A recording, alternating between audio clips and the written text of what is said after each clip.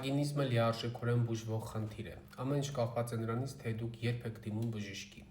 Իհարկե, երբ էլ դիմեք, խնդիրը բուժվում է, հարցը դա չի։ Կդիմեք վագինիզմի խնդրով ապրելուց մի շաբաթ հետո, մի ամիս հետո, մի տարի հետո, դեպքերն առասարակում 5 տարի հետո, 10 տարի։ Երբ էլ դիմեք, բուժվում է, բայց կա մի օրինաչափություն, որ դուք ինչքան ուշ եք դիմում, այդ ընթացքում առաջանում են բազմատեսակ խնդիրներ։ Զույգային խնդիրներ, փոխհարաբերությունների խնդիրներ, ընտանեկան խնդիրներ, տղամարդու մոտ խնդիրներ, անպտղության հարց վերջի վերջո կա, իսկ գիտեք հայկական ընտանիքում անպտղության դեպքում բոլորը խառնվում են իրար եւ այն կողմի խնամիները եւ այս կողմի խնամիները ուրա նորություն դե չի կարելի լինի վագինիզմի դեպքում։ Ես նկատում խորացված process-ի կամ բարդ աստիճանի վագինիզմի ժամանակ այսպես տեմպես չի լինում հարաբերություն, որտեղ սա մենք պետք է տարբերակենք, որ կա թեթև աստիճանի վագինիզմ, որի ժամանակ կարա լինի անդամի թեթևակի ներհրում, գլխիկի ներհրում,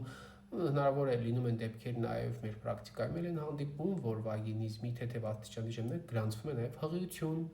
ծննդաբերություն իհարկե ցուցված է անել անպայման կեսարյանով այս պարագայում, բայց պետք է հիշենք, որ նույնիսկ ծննդաբերությունից հետո էլ վագինիզմի խնդիրը չի կարգավորվում, ինչու որտեղ վախը ապրում է այստեղ։ Բայց ինչքան շուտ եք դիմում, սովորաբար ավելի կարճ ժամանակահատված մինիմալ ջանքեր, մինիմալ ֆիզիկական, հոգեբանական եւ ֆինանսական ջանքեր են պահանջվում այս պարագայում այդ խնդրից ազատվելու համար։ Վագինիզմի խնդիրն ուղղակի շատ տարածված, իսկապես շատ տարածված խնդիր է մեր երկրում եւ շատ կարեւորվում է այս խնդրի ճիշտ մոտեցումը։ Սա միշտ պետք է ընդգծել, այս հարցը միշտ պետք է ընդգծել, այս խնդրի մասին խոսելուց միշտ պետք է այդ հարցը ընդգծել, որ վագինիզմը դա սեքսոլոգիական խնդիր է, այո, շատ սպეციფიկ, տիպիկ սեքսոլոգիական խնդիր է։ Եվ բուսաբուժությունը, բախտագուշակությունը, վախ բռնելը, յախու գցելը կամ նման տիպ միջոցները երբեք չեն օգնի։ Դա ոնց որ բժշկությունից դուրս տարբերակները, բժշկության մեջ եղած տարբերակները, դրանք կուսաթաղանթի հատումն է, չգիտեմ, ինչ-որ տարբեր տեսակի ցավազրկողների նշանակումը կամ չգիտեմ, հեշտոցի արտաքին հատվածում